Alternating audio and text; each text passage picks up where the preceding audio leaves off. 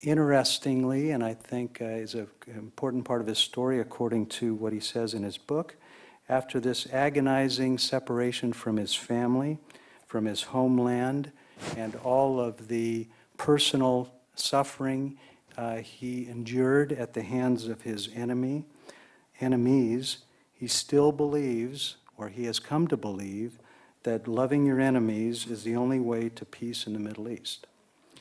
It's with great pleasure and with great anticipation I introduce to you and present to you Musab. Please.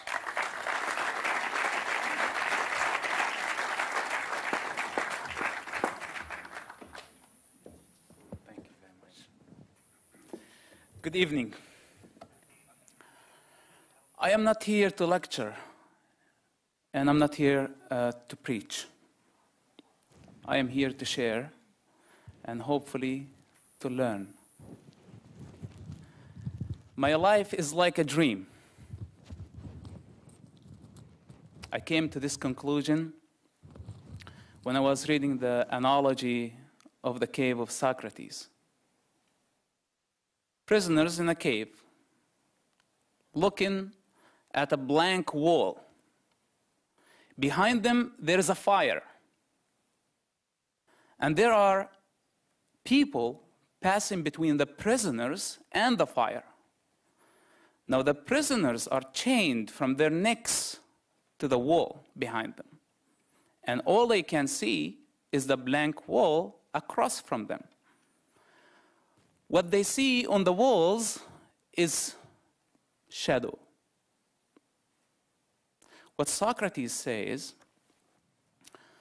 that these shadows are their reality. It's the truth to them. This is what they can see. I personally have been in that cave. Actually, I spent long time in that cave, and I've seen all type of people, especially religious people of all groups.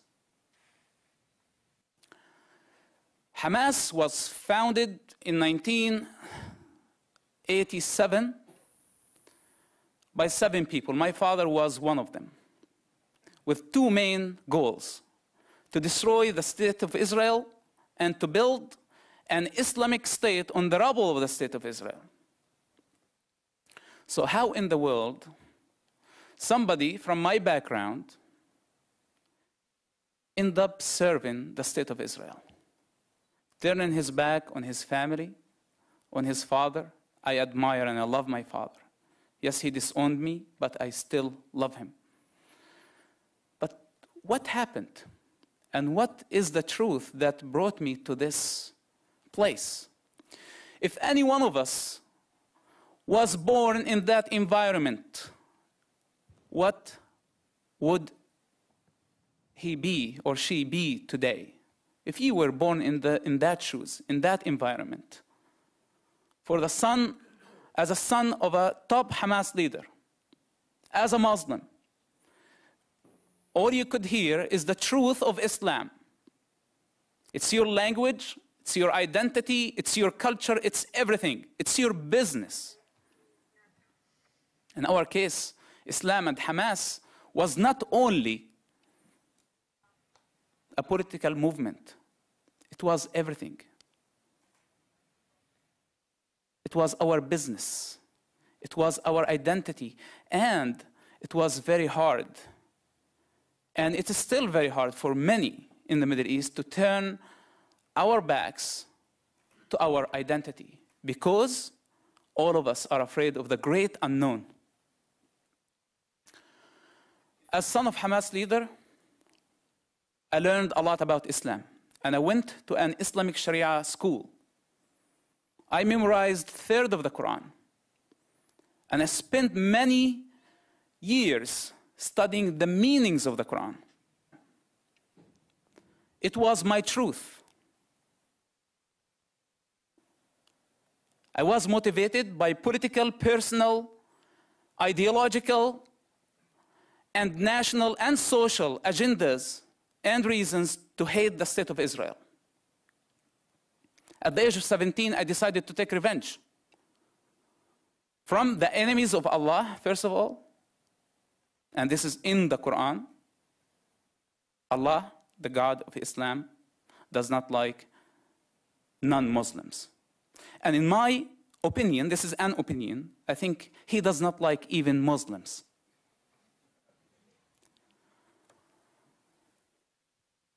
I was highly motivated and I was ready to go.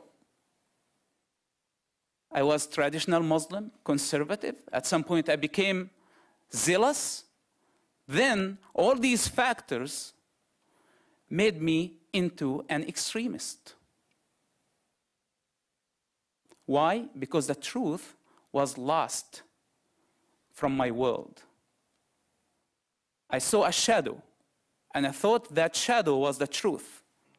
In my reality, I thought shadows of images was everything, and I did not see through.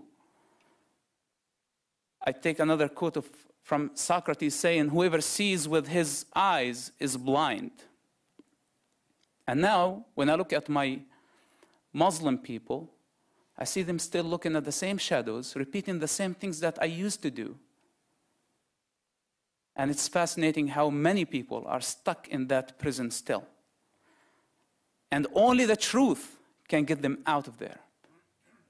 I was in a little box of Ramallah, a very small town in the Palestinian territories, and I thought that was the world.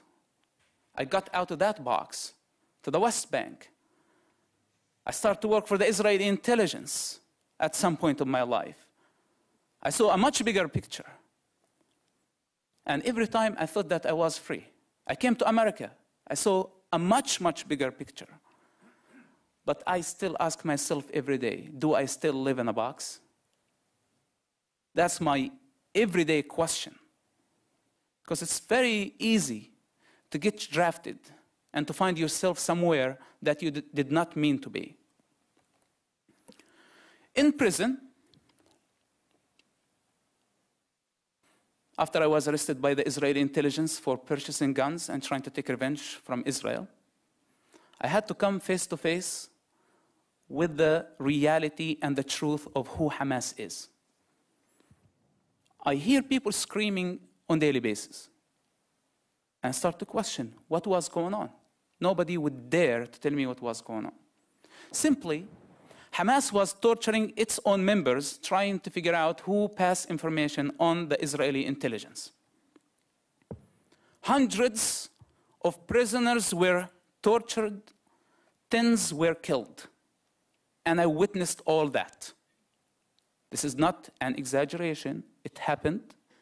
I witnessed for it, and there are hundreds of prisoners who witnessed the same thing.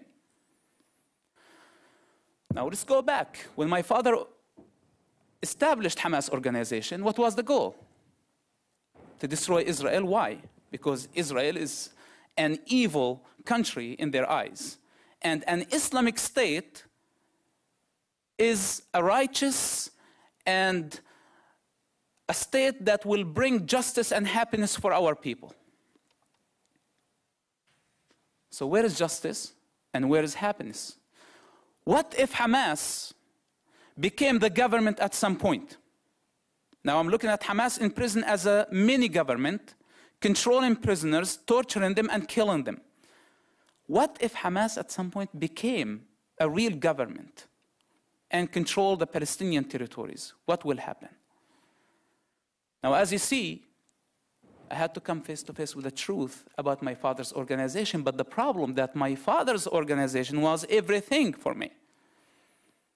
I had lots of privileges because of that organization. I was like a prince in our society. Everybody respected me and honored me. So why to question your identity if you're living of it? And if you have a position and people respect you for that? Most people in that position would stick their head in the sand and say, we're okay. That's enough for us. But why did I start to question? That was after I was released from prison and had my first meeting with the Israeli intelligence to come to another truth, that everybody who was tortured in prison and killed had no relationship with the Israeli intelligence at all.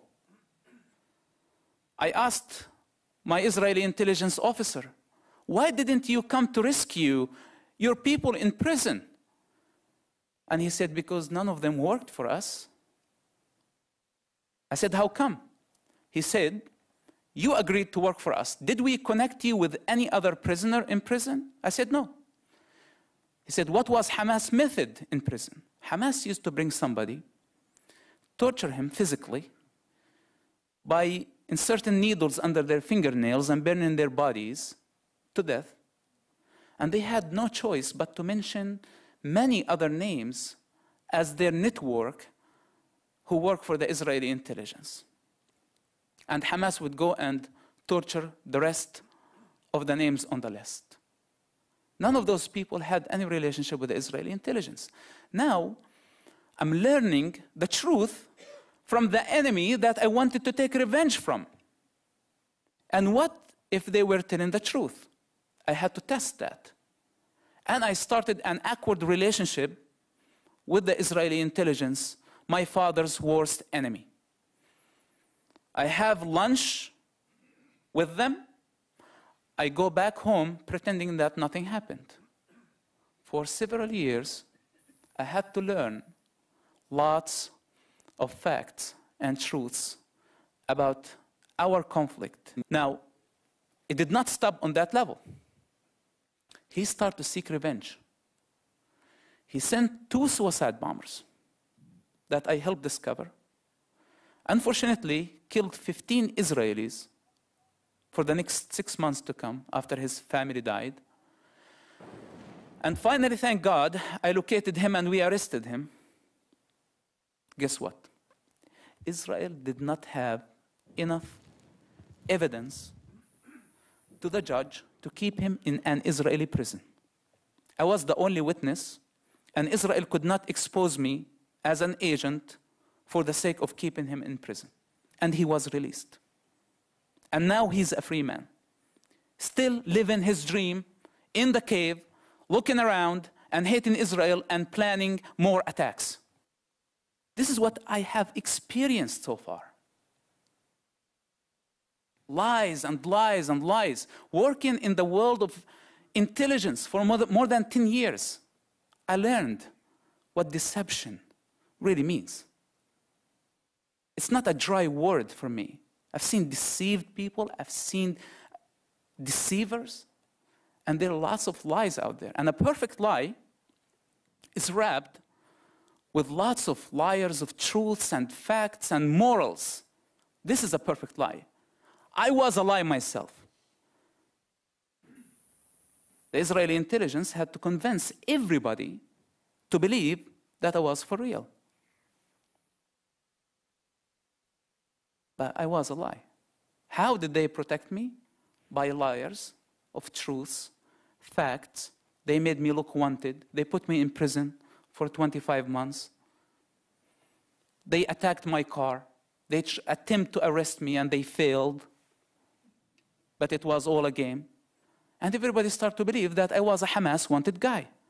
Our goal was to get to the core of the Hamas military wing by simply lying to them. It was my game. And I know how dangerous it is.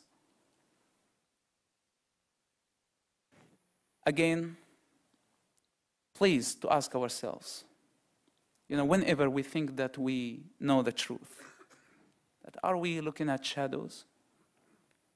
Do we see the grand picture? Do we live in a box? Doesn't matter how big it is or not. Thank you so much for listening, and thank you so much for giving me this opportunity. God bless you.